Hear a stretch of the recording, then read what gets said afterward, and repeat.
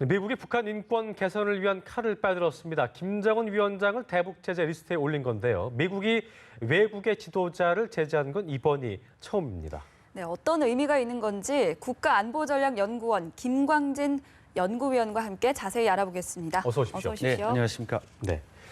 이 북한의 그 인권 유린 실태에 대해서 그 국제적인 어떤 그 비난이 항상 이어졌었는데요. 드디어 좀 상당히 좀 수위가 높은 그 제재를 취하게 된 것 같습니다. 미국 정부가 이제 인권 유린 그 책임을 물어서 김정은을 제재 리스트에 올렸는데 이게 이전에는 이제 북한 최고 지도자를 올린 적이 없는 것으로 전해지고 있더라고요. 이게 어떤 의미인 건지 좀 큰 의미인 것 같습니다. 좀 먼저 짚어주시죠. 네, 우선 미국이 이제 인권 문제를 해서 외국 그러니까 다른 제3국의 지도자를 제재 리스트에 올린 건 처음입니다. 사상 처음이고요. 사상 처음이요. 예, 또 북한의 지도자 말하자면 김정은을 북한의 통치자를 이렇게 직접적으로 고명해서 제재 리스트에 올린 것도 처음입니다.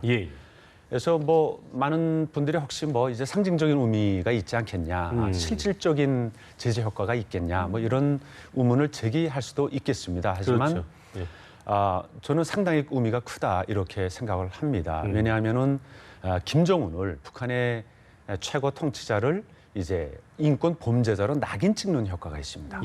그러면은 미국하고 관계는 그렇게 많이 가지는 게 없겠죠. 하지만 미국의 입국을 금지하고 또 자산을 동결시키고 이런 내용들이 포함되어 있는데 그런 것들은 안 할 테지만 국제 범죄자, 인권 범죄자로 낙인이 찍히면은 대외적인 활동이나 이런 것들이 많이 위축이 될 수밖에 없습니다. 그리고 리비아 사태를 놓고 보면은 이건 좀 비약일 수도 있겠지만요. 유엔에서 새롭게 제시하고 있는 그런 개념이 있는데 R2P라고 Responsibility to Protect. 그러니까 국가나 당국이 자기 국민들을 보호할 책임을 다해야 된다는 겁니다. 만약 그런 보호 책임을 하지 못하는 경우에 리비아인 경우이죠. 자기 국민들을 학살을 하려고 했거든요. 그렇죠. 비행기 띄우고 탱크 내몰고 해서. 그래서 그때 리비아가 가입해 있는 그 아랍 국제 동맹이죠. 거기서 이거 막아야 된다고 승인을 했습니다. 국제사회의 개입을. 그래서 유엔 안보리가 결의를 해서 그 개입을 한 거 아닙니까? 그래서 가다피가 자기 국민들을 학살하는 것을 막았죠. 앞으로 유사시에 그런 일이 혹시라도 북한에 발생하면은 현재 북한의 국제 범죄자로 낙인돼 있기 때문에 또 북한에서 그런 학살 행위들이 만약 일어난다면 국제적인 개입을 가능하게 하는 그런 이제 조건도 되는 거죠. 그렇군요. 어떤 법적인 구속력은 있는 게 아니잖아요, 그렇죠? 법적 구속력은 있지 않습니다. 그렇지만은 유엔 총회 포함해서 북한 지도부를 그러니까 인권 유린 행위를 책임을 물어서 북한 지도부를 국제형사재판소에 끌고 가야 된다. 이런 교리를 유엔에서 채택을 했거든요. 그렇다면 이제 그 리스트에 올라가게 됐을 때 김정은이 받게 될 불이익을 제가 좀 살펴봐야 될 텐데 아까 이제 자산 동결이나 방미 불가는 이루어지지 않겠지만 어떤 인권 범죄자로서 어떤 낙인을 찍히게 될 것이다. 이런 어떤 명예스러운 일 이외에 좀 실추가 되는 거 이외에 받게 될 불이익은 어떤 게 있다고 좀 봐야 될까요? 그 포괄적 제재라고 볼 수 있겠습니다. 북한 기관들, 특히나 이제 인권 유린 행위 정책을 결정을 하고 그다음에 그것을 집행하는 그 당 조직 지도부 선전부 그리고 국가안전보위부, 인민보안부 이제 핵심 기관들을 다 제재 리스트에 올렸고요. 또 거기에 수장들하고 핵심 인물들을 올렸습니다. 이거는 포괄적인 제재, 3자 제재의 효과가 있을 겁니다. 왜냐하면은 이 사람들이 미국에 출장을 다니거나 아니면 미국의 자산을 가지고 있는 게 없습니다. 하지만 이렇게 낙인 찍음으로 해서 이 사람들이 국제사회에서 활동하지 못하게 그리고 이제 활동들을 많이 위축을 시키는 거죠. 그다음에 이런 제재 리스트에 올라 있는 기관이나 개인들, 인물들과 고려하는 경우에 그 3자들까지도 미국의 제재를 받을 수 있다. 그런 차원에서 좀 파급 효과가 크지 않을까 이렇게 봅니다. 알겠습니다. 그 함께 리스트에 이름 올릴 것으로 예상됐던 인물 중에 이제 김정은의 여동생 김여정도 그렇고요. 또 어떤 그 인권 유린의 그 핵심 그 조직이죠. 이게 국가안전보위부장인 김원홍도 올라갈 것이다 했지만 두 사람은 일단 빠졌더라고요. 근데 이제 일단 최고 지도자가 올랐기 때문에 두 사람이 올라가는 건 의미가 없는 거였는 건지 어떻게 그런 저희가 해석을 해야 될까요? 이 김여정 같은 경우에는 당 선전부 부부장 아닙니까? 그다음에 또 선전부 부부장으로서 이제 활동한 기간이 그렇게 길지는 않고요.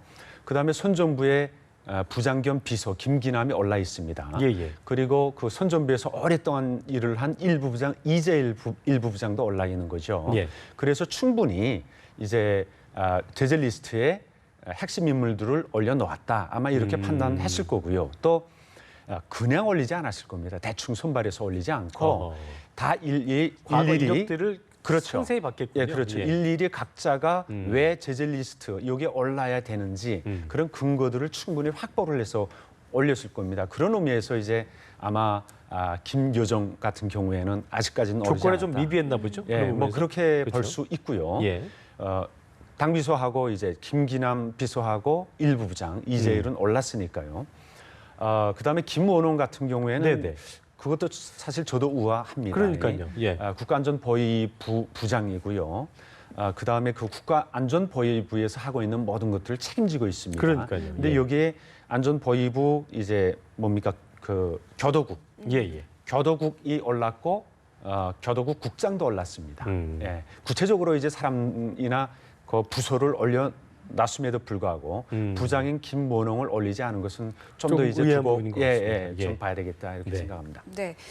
그리고 현재 오바마 행정부 임기가 지금 현재 얼마 남지 않은 상황에서 네. 이렇게 김정은을 직접적으로 적시를 했다는 건 그만큼 북한의 인권 실태가 심각하다. 뭐 이렇게 해석을 해볼 수 있을까요? 예. 네, 인권 실태가 이제 심각한 것도 있습니다만 지금 핵 경제 병진 노선 그리고 예. 미국에 계속 직접적으로 타격할 수 있는 자기들 수단들 가지고 있다.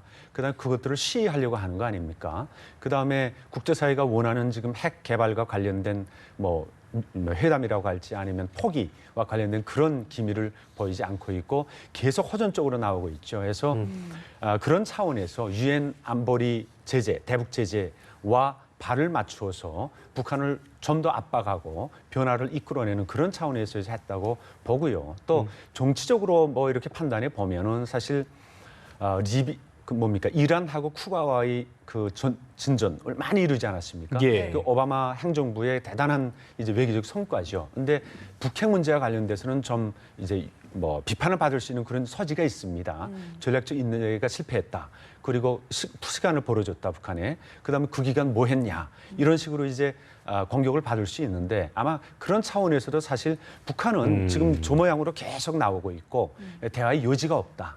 그다음에 인권 유린 측면에서도 저렇게 한심한 나라고 지도자다 이런 예. 의미에서 좀 정치적인 의미도 있지 않을까 이렇게 생각합니다. 그렇군요. 그 관심을 갖는 건 뭐냐면 이제 뭐 중국과 러시아의 반대 때문에 좀 요원해 보이긴 합니다만 김정은을 과연 그 유엔이 국제 형사재판소에 세울 수 있겠느냐 이 부분인 건데 이런 제재 리스트에 올랐다는 거는 좀 그런 쪽으로 좀 가능성이 좀 더 커졌다 이렇게 좀 볼 수 있는 건지 아니면 좀 그 부분까지 어려운 건지 어떻게 좀 저희가 볼 수 있을까요? 네, 그 유엔 결의가 채택이 됐습니다. 네네. 국제형사재판소에서 다뤄야 된다고 해서 그 사안을 이제 유엔 안보리에 넘겼죠. 근데 유엔 안보리에서는 아직까지 결정은 채택하지 않았습니다. 네. 유엔 안보리 이제 안건으로는 이제 포함이 됐었죠. 근데 제 생각에는 안보리 중국이나 러시아의 반대로 안보리에서 결정을 이제 채택하는 것은 좀 어려워 보입니다. 그리고 설사 안보리에서 채택이 된다고 해도 이제 ICC에 직접 회부돼서 예. 이렇게 처리할 수 있는 그런 또 가능성도 매우 낮은 거죠. 그런 의미에서는 그 문제가 해결이 앞으로 어떻게 될지 이제 지켜봐야 되겠습니다만은 네. 미국을 위시한 이런 국제사회의 대북 압박 그리고 인권 압박 이런 것들은 분명히 국제사회 유엔의 노력들에 좀 많이 도움이 되는 그리고 선도자적인 그런 역할이 되지 않을까 이렇게 평가할 수 있겠습니다. 네, 근데 무엇보다 중요한 건 지금 현재 고통을 받고 있는 북한 주민들의 인권이 개선되느냐 이 문제인 제일 것 중요한 같은데요. 부분이죠. 어떻게 보면요. 네, 예. 인권 개선 뭐 실효성이 있을 거라고 보십니까? 지금까지 사실 국제사회에서 많이 인권 얘기를 하지 않았습니까? 그렇죠. 네. 예. 이슈화하고 그다음에 압박을 하고 논의하고 북한이 전혀 변하지 않지는 않았습니다. 자기들 나름대로 인권 관련 기구들 만들었고요. 그다음에 법까지 제정을 했고요. 그다음에 유엔의 인권 관련 자기들 답변 이런 것들도 많이 했습니다. 그리고 누구 신상 정보 요구하는 경우에 이제 답변도 한 적이 있죠. 해서 또 이제 외국 유럽 특히 이제 그 방문단을 초청을 해서 자기들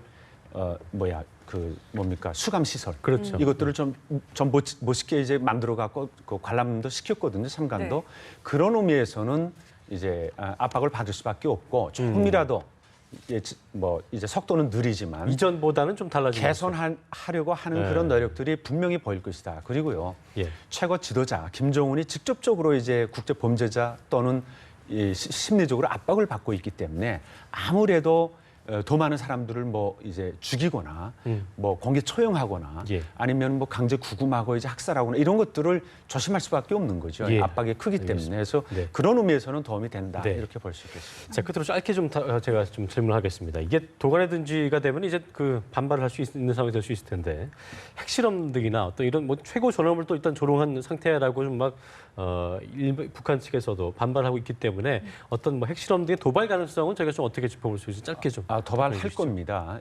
핵실험이든 예, 장거리 예. 로켓 발사 시험이든 할 거다. 예, 어쨌든 미국에게 이제 자기들 극렬하게 할 수 있는 반응할 수 있는 그런 내용들 앞으로 나오지 않을까 생각합니다. 알겠습니다. 지금까지 국가안보전략연구원의 김광진 연구위원과 함께했습니다. 오늘 말씀 고맙습니다. 네, 고맙습니다.